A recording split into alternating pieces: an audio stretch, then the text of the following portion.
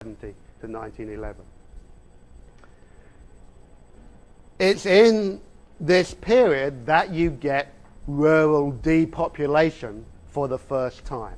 Up until this point, up until the 1870s, Britain's population growth and the growth of cities had occurred on top of a pretty stable agricultural rural population. Okay? It's only from the 1870s that people begin to leave the countryside for the first time. 6 million people emigrate out of the countryside. Many go abroad and start. Many go to the white settler colonies. Many go to British cities looking for work.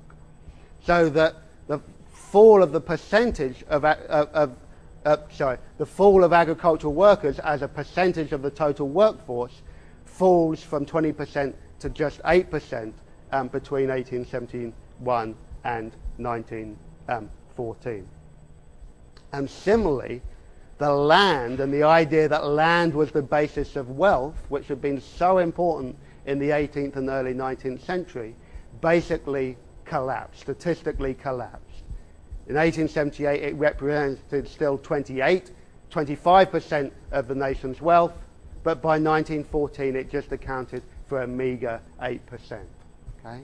So this is an important development. It's important for the British economy. It's important for British social life because the social life of the countryside is transformed. The social status attached, the social and political status attached to the land falls accordingly. Any questions about the agricultural stuff? Yeah.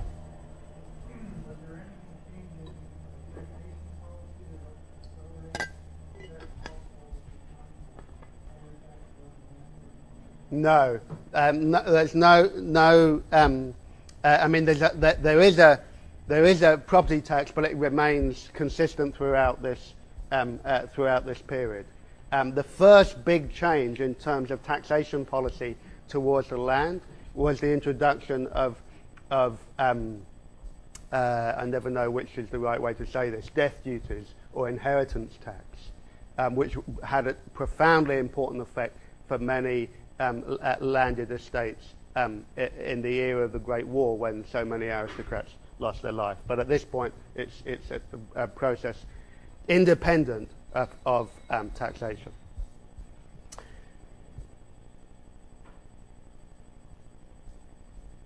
The big story of growth in the British economy in the last, in the second half of the 19th century was the rise of finance capitalism.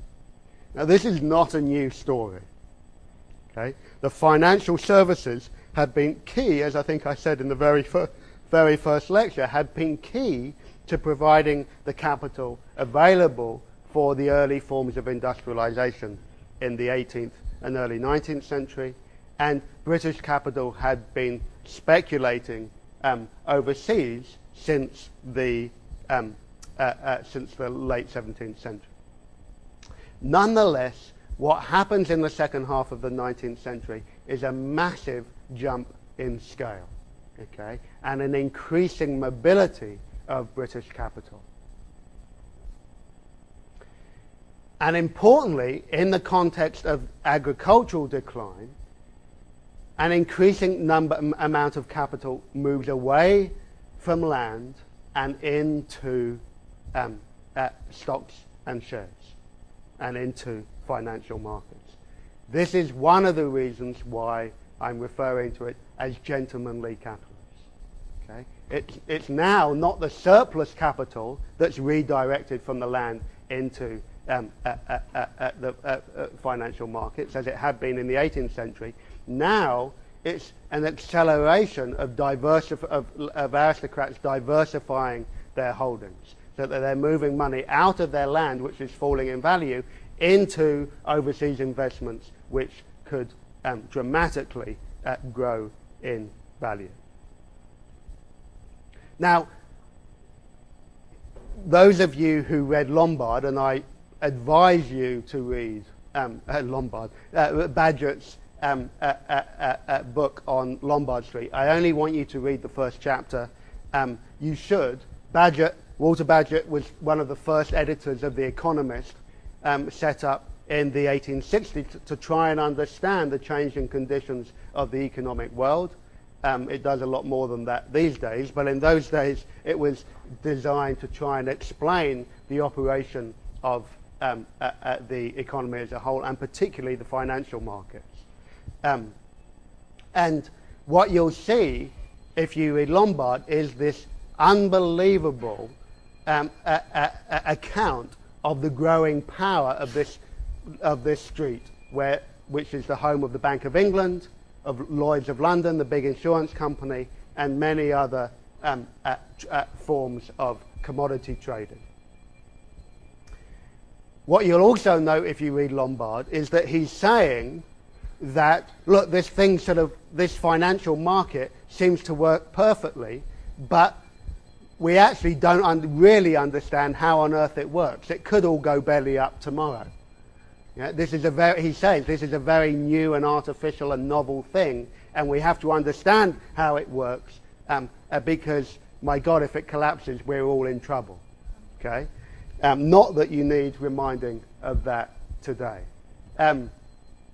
Anyway, the point is that the financial market didn't collapse in Britain. It went from strength to strength, and it went to strength because British capital made a vast amount of money in overseas investments. Less on the domestic economy, much more in overseas investments. By 1914, British capital represented 44% of the world's overseas investments. It's an amazing figure. And you can see why it is that aristocrats are moving their money away from land. Look at the types of earnings that you're getting in these financial markets. I should say one other thing about this. The beginning of Bagehot's account is all about the 1844 Bank Act. Okay? And I know that you all remember intricately the details of the 1844 Bank Act, because it's rather like the Corn Laws, rather like the Navigation Act, one of the sort of central points of this new economic system. And it basically gives the Bank of England a monopoly over the issuing of notes. Okay? That meant effectively making the currency linked very, very tightly and firmly to the gold standard. And it's on the certainty and surety provided by the gold standard that made British capital so seemingly important. And you see here basically on this map an image of where, you can't see the figures, but you can see an image of where the capital went. I'll try and get you a better size scale map for next week. We're almost done this is the last slide of all of these economic statistics.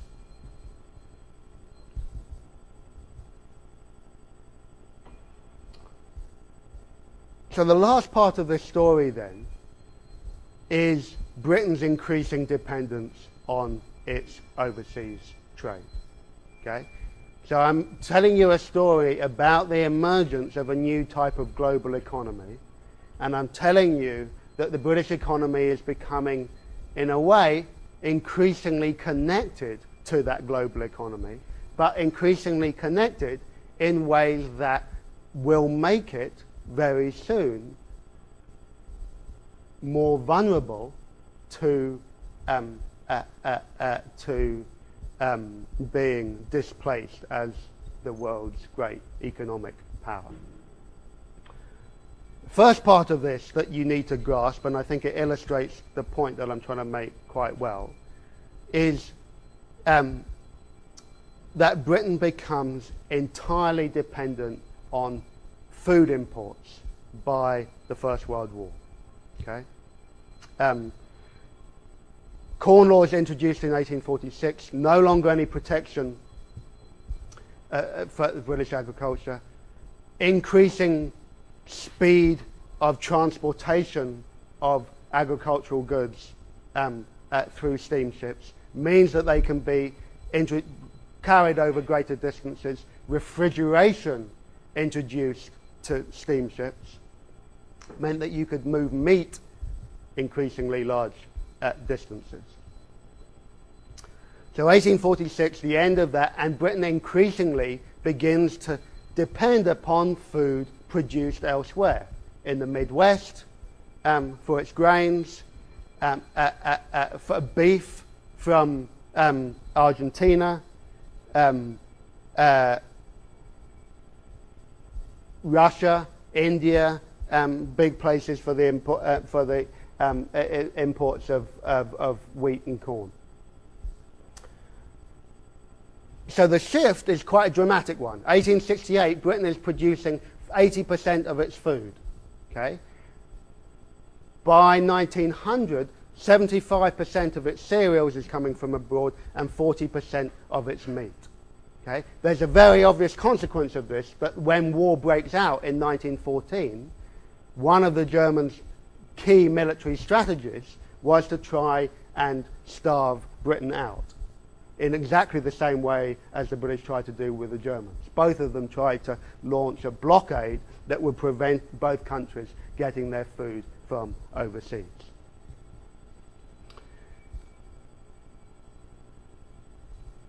The other key element here is the growing importance of export markets.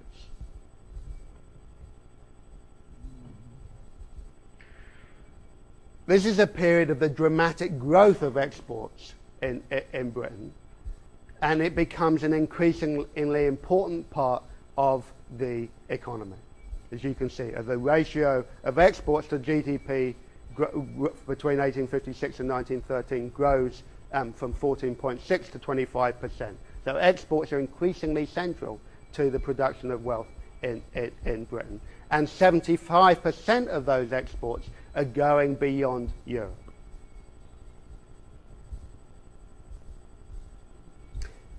And yet, at the same time, as of course, that this is happening in the growth of an increasingly protectionist world economy, and an economy in which many other countries are now also beginning to export their goods, compete for the same markets overseas. So that as a percentage of world exports, Britain's share is actually declining in this period, even though it's increasing dramatically. Okay, so 3 points that I want you to take home from this barrage of statistics that I've been giving you. The first is that Britain's economy, industrial economy, really accelerates in the second half of the 19th century, and it does so in lockstep with the growth of the financial services, finance markets and financial services. So that industrialization comes late and is more varied than we once thought. Second point is that this process happens in an increasingly reconfigured global economy. Okay? A global economy in which now really the only point of preeminence for the British are its continuing hold on shipping lanes and in overseas investment.